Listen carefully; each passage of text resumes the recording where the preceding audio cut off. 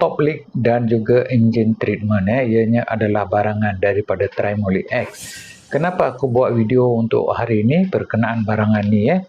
Ini disebabkan ada ramai member-member yang menggunakan kereta agak lama seperti Iswara, kereta kebal LMST, Saga FLX, Wira, Wajah dan juga berbagai jenis kereta yang dah pun berusia lebih daripada 10 tahun.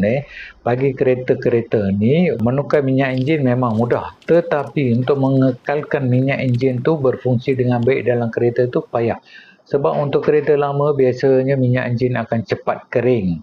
Hari ni anda tukar minyak enjin, lepas 2-3 bulan bila periksa takat minyak enjin tu dia akan kurang, sentiasa akan kurang. Ini sebab walaupun tiada kebocoran mana-mana dekat bawah ke dekat enjin ke, tapi masih lagi kereta kuat makan minyak